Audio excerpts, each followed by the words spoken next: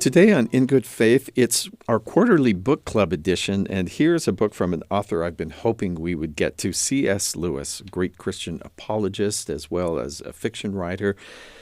And this particular book, I don't know if I dare say I'm happy about talking about a grief observed, but I am. It's not a long book, but it's really jam-packed with great information. Our producer for the episode is in studio today, Ashton Rowan. Thanks, Ashton. Of course. Good to be here with you, Steve. He's an American Studies student, as well as being one of the producers for In Good Faith. Also with us today is Dr. Paul Westover, who's been on the BYU faculty since 2008 in the English department. His specialty is Romantic-era British literature and cultural history, and his first book, Necromanticism, Traveling to Meet the Dead. We could do a whole podcast. I've heard of what you do. This is just so interesting. That appeared in early 2012. And he's the co-editor of the Romantic Circle's electronic critical edition of William Wordsworth's Guide to the Lakes, and of a volume called Transatlantic Literature and Author, Love in the 19th Century. Also with us is a student from the C.S. Lewis class taught by Dr. Westover, Ruth Thomas, a senior majoring in computer science from Orem, Utah. Ruth, thank you for being here. Yeah, of course. Thank you for having me. So you're teaching a whole class, Paul, about C.S. Lewis. And tell me what the tack is and how this A Grief Observed fits in, and then we'll dive into the book. Well, the unromantic and rambling answer to the question is that in crafting a Lewis course, of course, I wanted to get a sense for all of the genres in which he wrote. Yeah. Or if not in all those that would be really interesting to the audience that we have. So we read chiefly fiction and essays and Christian apologetics. And we're also trying to get a sense of the range of his work across his career. And A Grief Observed is quite late, published just a couple of years before his death. So it was a nice way to end the class. But it's a book in many ways that encapsulates things that he'd been thinking about and writing about for many years. One of the things that struck us, we discussed this book in class just yesterday, so this is fresh for us. One of the things that struck us was that, in a sense, as he writes this book, which, as I'm sure we'll discuss in a minute, is essentially a grief journal that he wrote after his wife passed away. He was working through things that he had been talking about in his books for decades. And in a sense, he's trying to read back his own rationalization of the problem of pain and suffering in the world in a way that can make sense to him now in the face of a shattering experience. So it's a book that is an echo chamber for lots of things in his life and lots of things in his other books. Yeah, I'm fascinated. There was one point he had written I would call it yelling at God, being very unhappy with God. And then the next paragraph says, it's the next morning. I'm looking back, and even that next day he's analyzing what he wrote and what he meant by being mad at God. And I think it's so interesting that here he is known as an apologist, and as you said, had written on these subjects, but he really does express that it's one thing to see someone get hit by a train. It's another when the train hits you. Yeah. That's not a quote from him, but that's what I got from what he's saying. Yeah. A lot of people see this book almost as a sequel to a book he wrote 20 years earlier called The Problem of Pain. Mm. And I brought it with me because a passage from it has been rattling around in my mind. This is from Lewis's preface. I must add, too, that the only purpose of the book is to solve the intellectual problem raised by suffering.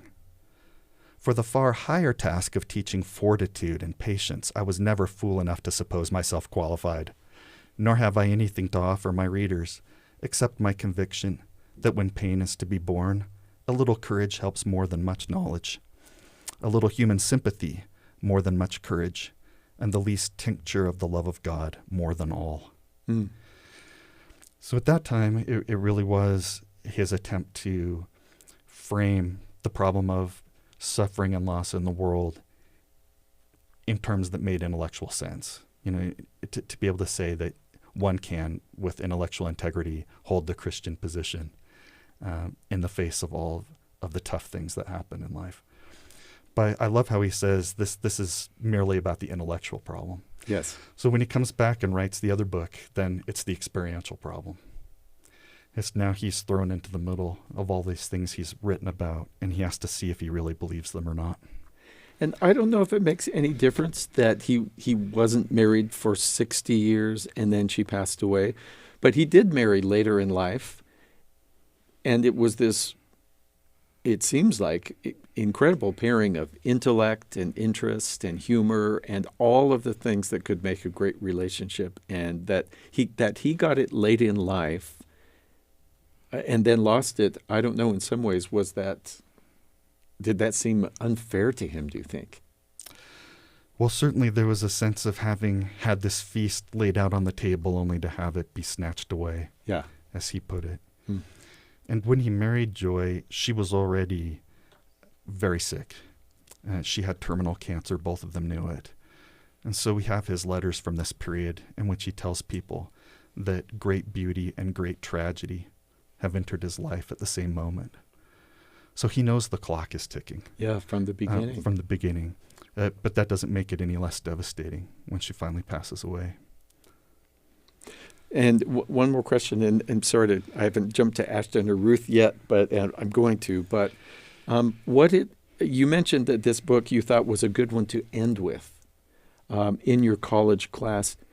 When you start talking about this, some people would say, well, this is a class full of very intelligent young people. But there's this assumption that young people haven't been through great tragedy, but that is not always the case. No, it's nonsense. And I'd actually rather hear Ruth talk about this than hear myself. But it seemed clear as we talked about it in class yesterday that there were elements of the book that hit very close to home. And there were a lot of teary eyes. So you felt this from your classmates, too, that they had really latched on or related to stuff here? Yeah. I definitely think that like you said, it's nonsense to think that young people haven't gone through something like this, because you never really know what somebody else has gone through. Right. And I think that it was definitely palpable, like the feeling in the room of like the connection that we had to this novel. I think that we were thoughtful in a different way when talking about this story. Not that it's a story, but you get what I'm saying. Yeah. It was different to how we analyzed his fiction and things like that. I think because we had a lot more of a personal connection to it. Yeah, I could picture that everyone in the class cannot help but read his experience, but they're bringing their own personal one to it. Absolutely. Or at least for me, I found that this book felt very true to my personal experience with pain and grief. I could see a lot of lines that he wrote where I could say, "Oh yeah, I've been in that place. I've felt that thing." There's a particular line that I've been thinking about since I read it, and it says, "Sorry, let me find it." It says, "You tell me," she goes on, "but my heart and body are crying out, 'Come back, come back.' I know that the thing I want is exactly the thing I can never get. The old life, the jokes, the drinks, the arguments, the lovemaking, the tiny heartbreaking commonplace." And the phrase, "the tiny heartbreaking commonplace," just really got me. Because I think that's how it is a lot of the time, is it's all of the ordinary things that you didn't realize that you connected with the person that you've lost until they're gone. And then it's candy or a sweater or something like that brings them back. Yeah. That totally makes sense. And I think, I believe it was his stepson writing in the introduction to the edition I have where he talks about, it should be noted that this is not grief observed, it's a grief observed, a very specific occasion of grief, and yet I'm impressed that it was so universal in the class. Ashton, you're the youngest one at the table here, so I am. How did this strike you? I also, after hearing Ruth say that, I also want to talk about the tiny, heartbreaking commonplace where, and I feel like this is something that's often talked about when people discuss grief and bereavement is, there's these big events, but what they really miss the most, and I've experienced this myself, and I've heard others talk about it, is just the everyday and the tiny commonplace moments. But I think that from this book and coming from a faith perspective, it has a little tie-in where I think a lot of people talk about faith this way as well, where anybody can believe in God and believe in the divine and feel spiritual in these big moments, these moments of large emotion, turmoil, happiness, joy, whatever it may be. That's some of the times when people can feel God and the divine and spirituality. But much like this grief and much like real rooted faith, I feel that people often tell us in our other standard interviews on this show how much they find the divine in these commonplace moments and how that means the most, much like this grief. And another thing that I just wanted to bring up before we kind of dive deeper into the book was just the overarching sense for me, as Dr. Westover was saying earlier, that I felt like this book was just so much, it's defined a lot as a wrestle, and it certainly is just a wrestle with God. But I think the wrestle is between moments of intellectual belief and moments of experiential belief that he has to grapple with, and how much like the thoughts I was saying earlier, how anybody can believe in God in moments of happiness and moments of where they feel they're blessed, and he feels like that was easy enough for him. But when he really came to grapple with it, with his faith, with who he thought God was, that only came in moments of intense turmoil. Let me flip to the page before I start talking, so I know what I'm talking about. In my edition, I guess we're in different editions, but there is. Do you know, Paul, if he hesitated to release this because it was so personal and because he was so thought of as so solid in the faith and as someone you rely on when you have questions? My impression is that he was not reluctant to release it. He thought it might be helpful to others. And he really didn't hesitate very long. I'm trying to remember my dates here. Joy died in the middle of July. He immediately began filling notebooks with his reflections on grief. By late September, he had already sent off the manuscript to Faber and Faber in London. However, he sent it by way of an agent, and he set it under a pen name. So I do think that N.W. Clerk. I think. Which is kind of a scholarly in-joke. N.W. meaning not whilk, which is Anglo-Saxon for I know not which. Clark meaning somebody who's a scholar who can read and write. So it literally means the anonymous scholar or the unknown scholar. So I do think he wanted there to be some distance between this very raw meditation on grief and his more formal works. After he died, it was republished under his own name. Of course, there was no reason for the privacy, but I do think he didn't want his fame and his reputation to get in the way of readers. Anyway, all of his motivations are certainly open to speculation. It is so, I want to say, refreshing to have him just say, here are these questions, and here are the things that I was really mad about, and here are the despairs that I had. He says, I'm reading on page 27 of my edition, that people are saying that she's fine because she is in God's hands. But if so, she was in God's hands all the time. And I've seen what they did to her here. So do they suddenly become gentler to us the moment we're out of the body? And if so, why? If God's goodness is inconsistent with hurting us, then either God is not good or there is no God, for in the only life we know, he hurts us beyond our worst fears and beyond all we can imagine. Now, this is someone in the depths and not considering the good things in their life, but certainly recognizing, well, we say they're in God's hands, but aren't we all in God's hands all the time? And look how well it's going. I think that there's an interesting moment this later in the book on page 63. This was something I highlighted because it really stuck out to me.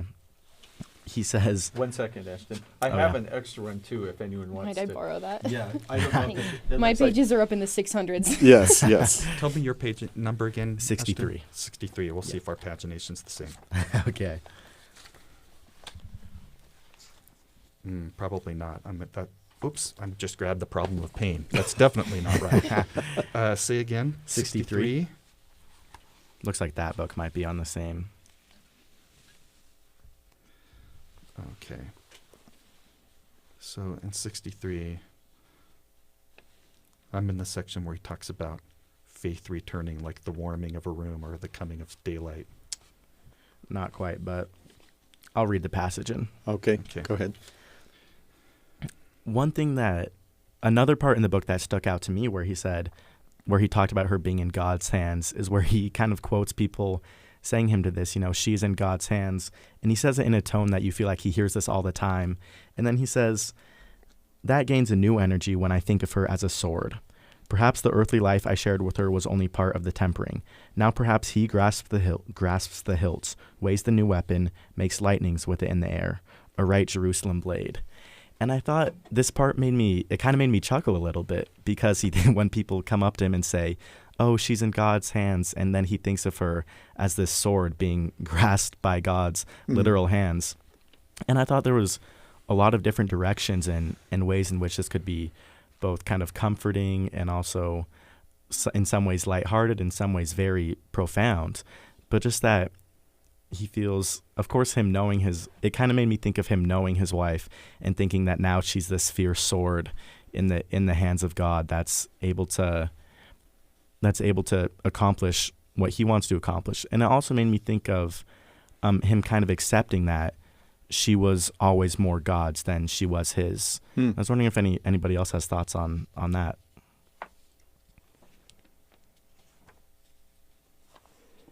Well, I have a thought, but it might draw us away from where we were talking. This is book club. So back a couple pages, and by a couple I mean 20, is the part where he starts talking about her, like comparing her to a sword in the first place. Yeah. I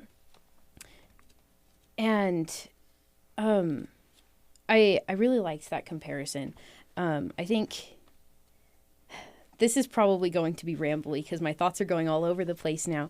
I think that it's beautiful to see Lewis's style and his way with words cutting all of the, because it's clearly his style, but it's a lot messier. A lot rawer, I guess, is a better description than a lot of his other works. But I think that it's beautiful that you can still see the essence of that in his brilliant way of describing people and letting you understand them. But I think the thing that I started out going for was a couple of lines after that, where it says that her soul was straight, bright, and tempered like a sword. He said, I know there are not only tears to be dried, but stains to be scoured. The sword will be made even brighter. And he goes on to talk about a theme that he kind of has drawn throughout the book, which is the idea of God as a cosmic sadist, which was one that I found particularly interesting. He made a couple of different comparisons there. One of them was, he talked about like a cat going to the vet and how she doesn't know that the vet is intending to help her be better, right? She can't tell the difference between a vet and a vivisector. Yes. And how that's sometimes where we're at with God. And in this particular spot... Because all we see is the knife. Yes, exactly. Coming towards us. Yeah. In this particular spot, he says, the terrible thing is that a perfectly good God is in this matter hardly less formidable than a cosmic sadist. The more we believe that God hurts only to heal, the less we can believe that there is any use in begging for tenderness. And I just find that really interesting, along with the line later where he says, "What do people mean when they say, 'I am not afraid of God because I know he is good'? Have they never been to a dentist?" And I think that it's... I wrote that exact line here. The drills on, Yes, no matter. exactly. And again, it's a theme that he's been talking about in his books for years, right? If God truly loves us, that's more than his being kindly disposed toward us. That's more than being like a grandfather in heaven who says, "I hope all the children had a good time." If he truly pays us what he calls the intolerable compliment of loving us, that means he loves us too much to leave us as we are. And that means we're in for the full treatment. And you'd better count the cost if you're going to become a Christian. Because if you let him, he will transform you. And it's absolutely worth it. And joy is on the other side. But that doesn't mean it doesn't hurt. And it seems to me that that is one of the keen insights of this book. Again, he's really in the middle of the hurt to the point that he just doesn't know if he can take it. You use that word transformation. And those are times in our life when we feel grief. Our physical state of health has changed. Or like him, we've lost someone. We lose a job. We have to move to a new place. Just any number of things. I hope it didn't interrupt you there. No. But I love that you use that transformation, and that those can be times of grief because we've lost something we had, and we don't always see what we're on the way to. Yeah, I thought a place on the book where he ruminates on this concept really articulately in a way that I thought was very powerful was on page 48. He starts by saying, "It was too perfect to last, so I am tempted to say of our marriage. But that can be meant in two ways. It may be grimly pessimistic, as if God no sooner saw two of his creatures happy than he stopped it. As if he were like the hostess at the sherry party who separates two guests the moment they show signs of having got into a real conversation. But it could also mean this had reached its proper perfection. This had become what it had in it to be. Therefore, of course, it would not be prolonged. As if God said, 'Good, you have mastered that exercise. I am very pleased with it.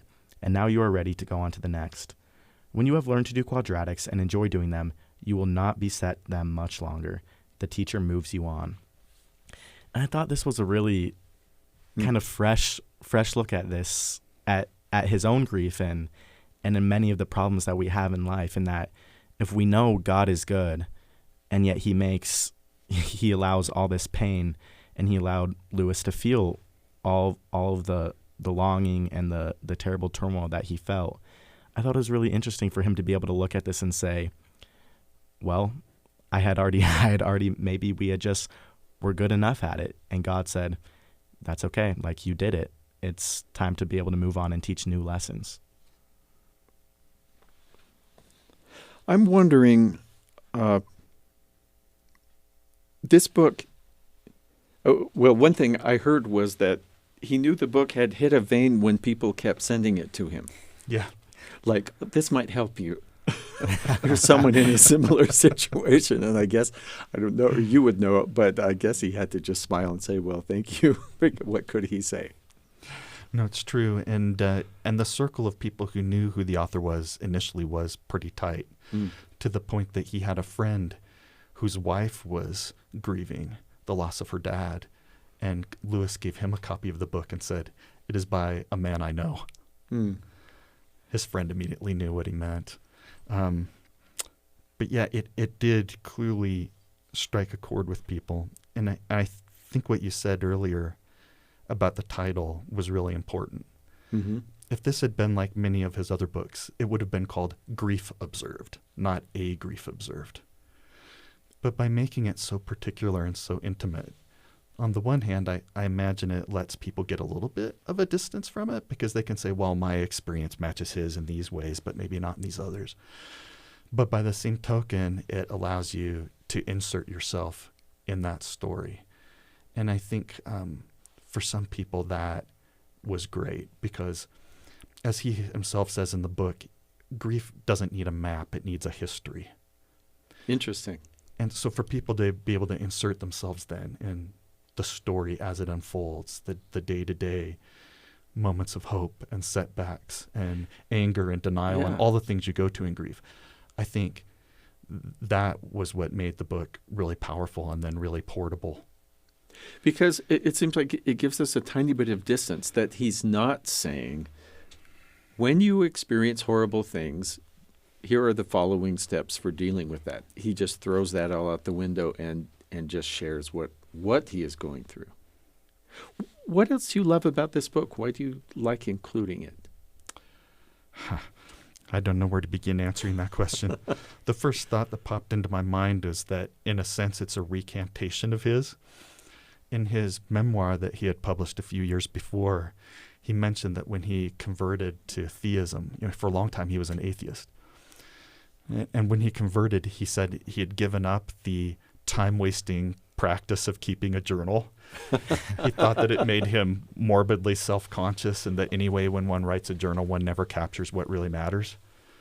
But all of a sudden, in this moment, ink was the only medicine. He said, I need some kind of drug, and reading isn't strong enough right now. And so he did what he had always done. He took to the pen. And the fact that the writing process and the grieving process overlapped in such a great way makes it great in a literature class, because it's life meeting form. It's a way of making all of these theological conversations that we've had all semester be felt along the bones and in the pulses. And so in a way, we're mirroring the process that he's talking about in the book by ending our semester this way. I think along that line of ending the class with that, and his experiences with grief, one thing that stood out to me was in the last chapter when he talks about, he says, this is my last notebook, and I'm not going to allow myself to get another notebook and keep writing on this.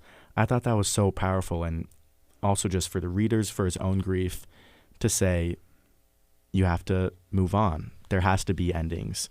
Endings are what make life meaningful. Endings are required in everything. And for him to just say, I'm not going to let myself get another notebook, and I'm going to say what I feel, and that will be that. I thought that was very powerful. Yeah, he never tells us how much time has passed.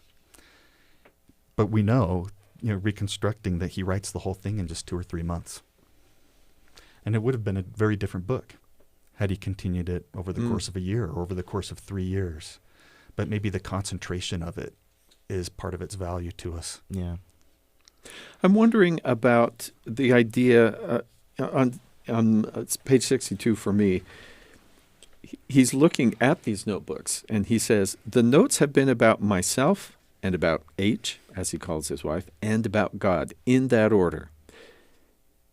The order and the proportions exactly what they ought not to have been. Like, I shouldn't have been just writing about me and then a little about my wife and even less about God. But all he has is himself and his mind in his own body. So I don't know what else he could have done, especially when he's in this moment of intense grief. I see that I have nowhere fallen into that mode of thinking about either, which we call praising them, yet that would have been best. Praise is the mode of love which always has some element of joy in it. He's not at a joyful time. He can't really write about that. So it's interesting. So he does what he can do. He writes about himself in reference to his wife and to God. Yeah. But light does start coming back through the window when he's not endlessly circling on his own pain.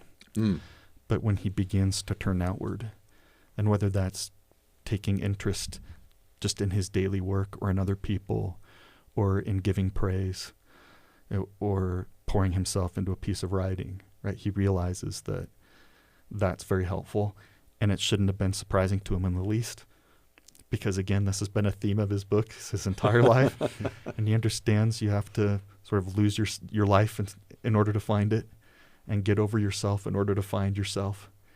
But he's rediscovering this now, in the furnace of affliction, and it's kind of nice to see how these moments of if not joy and comfort, alleviation start coming in and almost taking him by surprise. Something that would maybe be interesting to note is, so not just before this one, but the book before that, we read out of Surprised by Joy, which is another of his books. And the way that he describes joy is almost like a longing for something more. And I think that putting that in combination with what we've read right here, I'm not sure that I have the words to describe what I want to say. But I really like thinking of those in combination, that praise is the mode of love which always has some element of joy in it, of that longing. Yeah, sorry, I don't know that I can finish that train of thought. But you feel that. Yeah. Tell me what else, Ruth. What else was really valuable to you or caught your attention? Let's see. I realize I'm making you leaf through the book. It's not the copy Not that the you one were. that Oh, while you're doing that, I forgot. Let me come back yeah, from the go break. back to the break, yeah. This is In Good Faith. We're back with more, talking about A Grief Observed by C.S. Lewis. Thanks. One thing that made me laugh is on pages 48 and 49. He was talking about his relationship with his wife in comparison with other relationships that he'd had. And on page 48, he says, "I once praised her for her masculine virtues, but she soon put a stop to that by asking how I'd like to be praised for my feminine ones." And then on the next page, it says, "It is arrogance in us to call frankness, fairness, and chivalry masculine when we see them in a woman. It is arrogance in them to describe a man's sensitiveness or tact or tenderness as feminine. In the image of God created he them. Thus, by a paradox, this carnival of sexuality leads us out beyond our sexes." That doesn't really relate to a lot of what we've been talking about today, but it is something that caught my eye that I found quite interesting. And I like that it's a point that he makes, especially because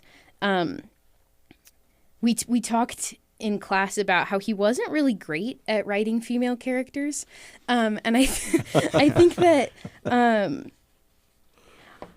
this is an interesting progression in his understanding of people in general. And I like that it's something that he felt was significant enough to include. Yeah, he talks about really learning something there. Yeah. Realizing something. He's become a different, more complete person because of his marriage. He says at one point that he caught himself, I believe it was just walking along at university and enjoying nature, and he realized that he was enjoying himself in a way that he'd always enjoyed himself for years as a single person. And that struck him with a pain because he said, I don't want to go back to being happy in that old way. As if my relationship with my wife never happened. Right? And so part of what he's grappling with is how do I move forward, right, as the more refined, more complete person that she's made me. When he very first decides, what do I do now? And then he thinks, well, I kind of want to be alone. He talks about this impulse to be alone. But he decided to make himself go to the pub where they had gone and enjoyed themselves and had friends and go to these different places.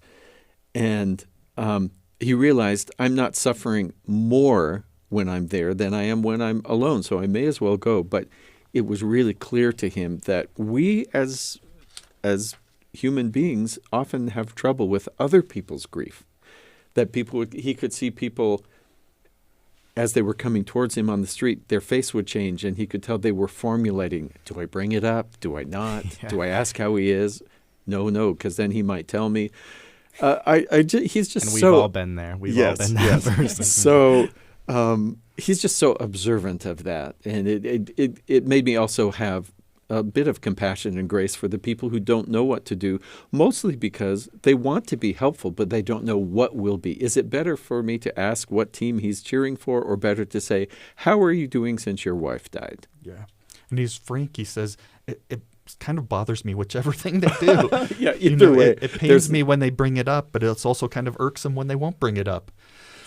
I was trying to find the passage. I don't remember the page number, but he says, I sort of like the young men who come up with red cheeks, clearly slightly embarrassed, and say, so sorry, old man, and get it over. Yeah, get it over with. They've broken the ice. Yeah, he can have compassion for them. Yeah, because he doesn't always want to talk about it, and yet he says, I don't want to be alone. Mm-hmm. The best would be to be in company and have everyone else be enjoying a great conversation and just be able to be there with them. Because he's written so much about Christianity, is there someplace in this book where you feel like he really addresses that specifically, or is it more just him and God in general, that relationship? Well, I'd love to hear everyone's answer to that question. I was thinking about the nature of faith in the book, given the title of this podcast, In Good Faith. Of course, it was something, again, that he'd written about in his famous work, Mere Christianity, which, as many listeners will know, began as a series of radio talks that he gave during World War II. He has 2 chapters on faith, and he proposes that there are 2 aspects to faith that one ought to keep in mind. One of them, he defines it as the art of holding on to things your reason has once accepted in spite of your changing moods. This is the idea that once we accept something as true means that we're always going to feel it. We're always going to be full of conviction and passion and inspiration. He says it's just not true to human experience. So you have to be able to hold on even when the emotional storm comes. Well, this book clearly is a great test to that kind of faith, which he calls faith number 1. The second kind of faith, he says, is trusting in God and in the redemption of Christ in the face of one's own bankruptcy. In other words, when you get to the point when you've tried very hard to be good and to be fully Christian and virtuous and so on, and realized that under your own steam, you're never going to manage it, right? That's when Christianity really begins to talk. And I see that playing out in this book as well, right? The surrender. First it kind of is an intellectual problem. Can I hold on to my belief? He says, I think I can. There's no real danger of me stopping to believe in God, even though right now I may be believing horrible things about him, right? He says there's no real danger that I think I can hold on. But again, this deeper level of saying, okay, how do I then turn over my grief and make that part of the consecration of myself and make it part of the surrender I need to make to God and trust in him that he's going to make this all right. That seems to me the journey. There are moments in the book when he thinks, gosh, I don't know where my faith is. It's been knocked over like a house of cards, right? He says. Yeah. In the end, he realizes. And then he said, and if I build it up again, is it just another house of cards to get knocked down by the next disaster? Correct. But if so, the sooner it's knocked down, the better. He says, right, because if he's quoting her, I think. Well, he says this is what she would say. Yeah, because what you need to do is be able to take reality, and if you haven't accepted reality yet, then God needs to knock it down. Oh boy, I'm in trouble. Yeah.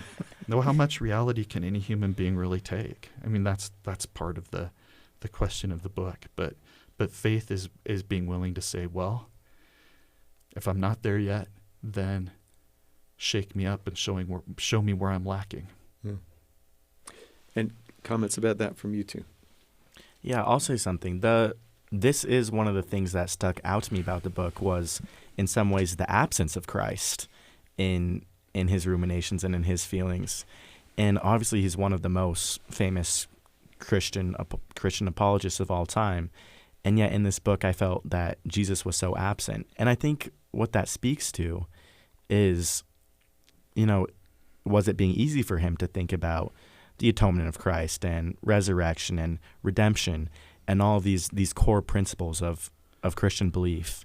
And then when he was thrust into the fire like this, and he was in this wrestle, that became so much harder for him to think about and to deal with. And I think for me, that's kind of why Christ didn't come up in this book much. I think a little bit along those lines. I'm not sure where to find it, but he talks about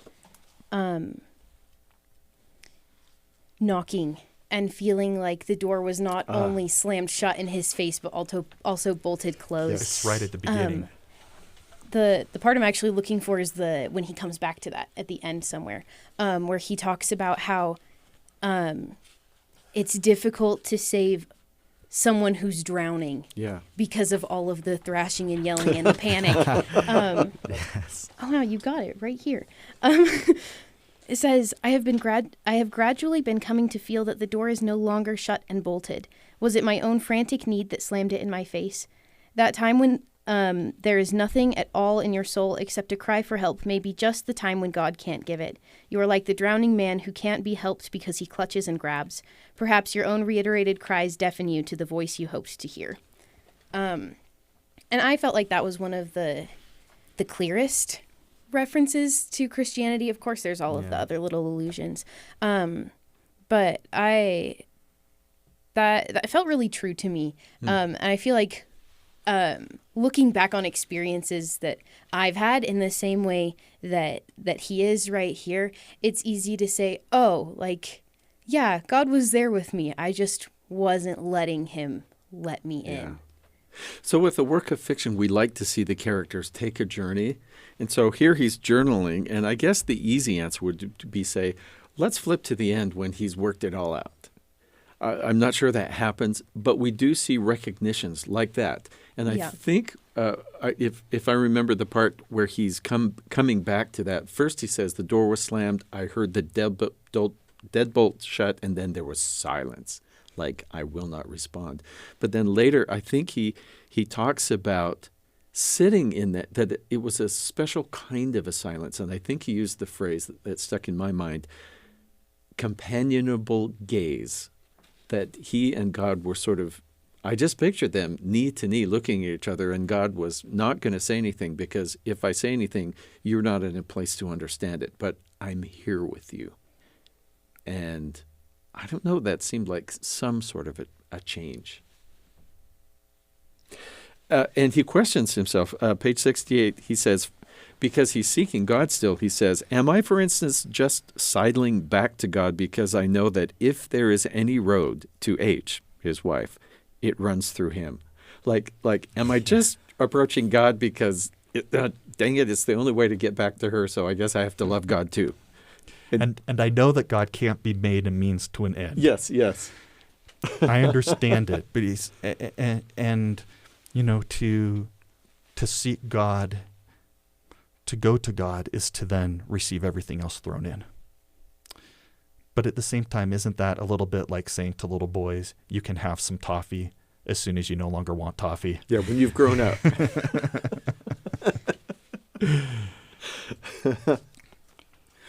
Anything? Any other points you want to? You've got a whole class or two here, but I'd love it for you to pick out some of those for us. There's so much. I'm struggling. I mentioned before we began today that I think it's almost a disadvantage that we just barely read this book and discussed it because I'm really in the weeds with it. After a couple of weeks, I'd be able to have some distance about what are the concepts you really want to abstract from the book. But the details are what stick out in your mind, or the memorable phrases. One of them that I'm thinking of right now is his acknowledging that even though one can heal and move forward from grief, one is never the same. He says losing a spouse is like an amputation. You'll remember this passage. And he says, at present, I'm learning how to get around on crutches. And maybe someone will eventually give me a prosthetic leg. But I'm never going to be a biped again. I appreciate the realism of that. The fact that with grief, one never really completely gets over it. And on some level, one doesn't really want to completely get over it. Because that's another one of the powerful insights of the book. Because it grows from the love. Exactly. And it's part of the love. He says, when you get married, you know that one of you is going to go first. Mm. And this is an inevitable part of your marriage, every bit as much as the honeymoon. And so the question is, how do we live faithfully and lovingly through this stage, just as we did through the others? But you can't have the love without the grief. Mm. That's part of the deal. Well, that whole idea of accepting reality, yeah, I'm trying to get better at that, but it is just a given that it will not be an easy thing. And to deny that grief would be to have lost the memory of the beloved. Like, I can't imagine he would say, this grief is so bad that I hope you take it away, even if it means that I won't even remember that I knew this person. No one would accept that. We'd take the grief. Every time. Hmm. Yeah, it's Alfred Lord Tennyson, right? A poem that Lewis knew very well.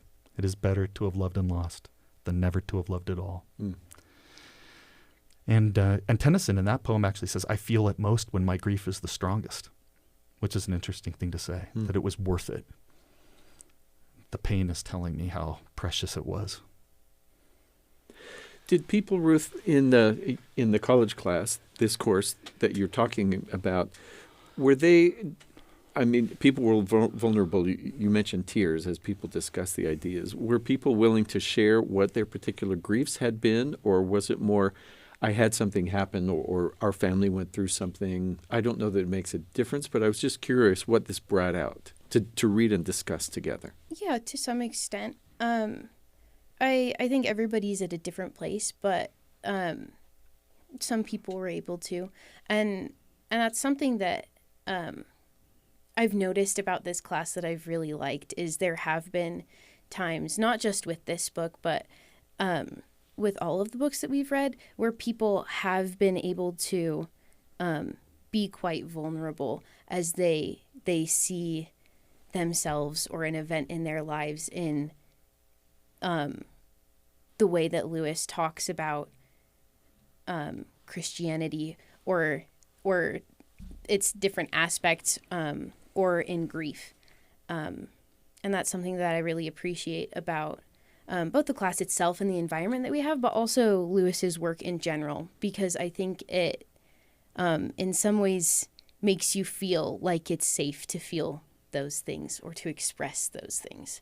Well, they say vulnerability breeds vulnerability. So since he is so open, Yeah. I wonder if that invites that. Dang, I had another really good thought. It was super good. It was so good. Hang on. I'm sure. It'll come back. It'll come back and I'll go, oh, I needed to get milk on the way home. I could add something about Please class yesterday that may or may not be interesting, and if it's not, you can edit it out. Will you remember that if I... Yeah. We're at a table of people who like to read books here. I've read probably 99% of the books I've read in my life on my own and thought about them as I was reading them, and a few stayed with me after. The whole idea of either a book club or a class where you get to share the reading experience, is that more meaningful? I don't know that I would say it's necessarily more meaningful, but I think that it's meaningful in a different way. Specifically because it gets you to think about things that other people thought about. So like, I guess I would say it's the same amount of meaningful to me as it would have been if I'd read the book on my own, but I get the added bonus of getting everybody, like the meaning that everybody else got from it, I guess. And sometimes I don't agree with the things that people say and I file that away. But there have been a lot of things that people have said where I went, oh, I didn't think about that. So I guess I have to amend and say in some ways maybe it is more meaningful because then it adds to the meaning that I got from it. We've had some slightly rowdy debates. That's true. If nothing else, and it's an excuse to read the books, right? I didn't know who was going to show up for this class. I looked at my roll. I saw 35 students from 26 different majors. Wow. And I thought, who are these people? And, of course, there are 35 different answers to that question. But I found that most of them hadn't read a ton of Lewis. Some have read maybe a few of the Narnia books, but most people had just heard about Lewis and they were curious and they wanted an excuse to read. And so taking the class was a way to get paid for eating ice cream. And I've loved that, just the enthusiasm with which people have tackled it and the sense of joy in discovering these books that I hope will be lifelong friends to the students. I took a very similar class back in the 1990s, and it changed my life. And when my colleague retired who used to teach the class, I thought someone's got to teach it.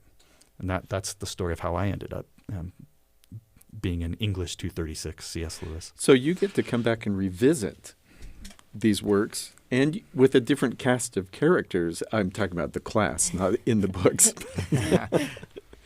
And so you could have a whole different experience with the same piece of writing. Yeah, I'm surprised every day about what students are responding to, what puzzles them, what excites them. And that's fun. I never know what's going to happen. Yesterday was a perfect example. Ruth described how class went. I had created a pretty structured lesson plan, and I ended up not feeling good about it. I even shared it with the students at the end of class. I said, should I have done this rather than what we did? That's pretty vulnerable. But in the event, I just came in and said, hey, you guys know I'm going to be recording this podcast tomorrow. If you were going to be in a book club talking on the radio about this book, what would you talk about? And really, that was the only directive moment of teaching I had, right? From there, it was just a free-flowing conversation. Yeah. And a lot of the students said they liked that because in a way our conversation mimicked the form of the book, not so carefully structured and laid out, right? But it was just, what did that person's comment make me remember and feel? What did it remind me of? And so it was very organic. I can't decide if that was an example of good teaching, flexibility in the face of student feedback, or if it was an example of really bad teaching and poor planning. But I went away feeling like we had done something valuable, that people would remember the conversation. I would agree. And I feel like in many ways that is a better way to teach this book, because it's not a work of intense literature that needs to be unpacked by an academic and professor needs to be taught. I think it's a book about human emotion. It's a book about what he feels and therefore in many ways what you feel. And I think that that's the most important part of this work, is that it's just about raw human experience. Dr. Westover, some people will say, like if I hand them this book, they'll say, well, that doesn't sound very cheery, perhaps, or does it have a good ending? Those things don't seem to apply. What would you say to someone if you were handing them this book and wanted them to kind of have a good frame of mind to receive that? We're hoping people who listen to our book club discussions run right out or load it on their Kindle immediately. I have handed it to people before, Mm-hmm. and I mentioned it to a friend just last night. Her husband is burying his father this weekend. I do think it has to be the right moment. Mm-hmm. A person has to come to it at a moment of being ready to work it through. For some people, I think when the grief is fresh, it might be too near, and it might be something that they want to read in a couple of months. Yeah, I'll say also about the ending. I love that the way this book left off with the final line, as H he talks about the experience of his wife dying, and he says, "She said not to me, but to the chaplain, I am at peace with God. She smiled, but not at me. Poi si torno all'eterna fontana." And that was probably a terrible accent, but I found out that was a quote from Dante that roughly means, "Then she turned back to the eternal fountain." And I thought that was a very powerful way for him to wrap up all of his feelings and thought and emotion that he poured into this book, and all of this wrestling and grappling he did with his idea of God that he had in his head, and to just kind of finish by saying the eternal fountain. And he still doesn't quite know what God is and what he does and why he did that and why he feels this way. And he just imagines it as this eternal fountain that he knows his wife is in. And that is, in my mind, it was kind of this chaotic yet peaceful, serene fountain that he couldn't quite decipher and understand, but that was okay. And he wasn't meant to understand it, and he can't understand it. And that's just what the divine was.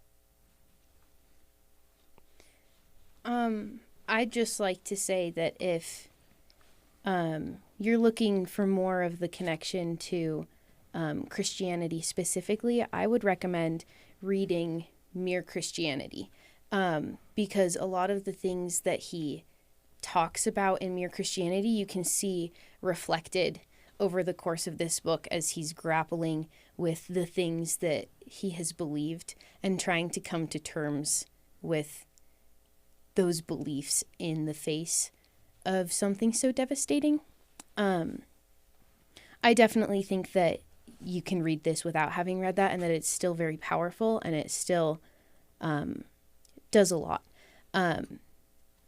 But that reading his other books can definitely bring a lot to it as well. So I think the point in it isn't to have a happy ending, although I actually think the ending is more affirmative than some people say. I think people misread it when they say somehow he sinks into this well of agnosticism and he can't get back out of it. At the end, he has come to kind of a deeper, more tempered, more chastened faith, but the faith is definitely there. Sorry, that was a long digression, but this is to say the purpose isn't to say there are pat answers. He says, if people want to talk to me about the truth of faith and the duties of faith, I'll listen to them as sympathetically as I ever did. But if people talk to me about the consolations of faith right now, I shall suspect that they don't understand. I think when we're grieving, we don't want people to give us happy platitudes. I think we want someone to sit with us in our grief. And that's what this book does. And so if you want a book that's companionate at a time that's difficult, I think it's a really great one to pick up. Ruth Thomas from Orem, Utah, a senior majoring in computer science and with a minor in creative writing, and one of our In Good Faith producers, Ashton Rowan.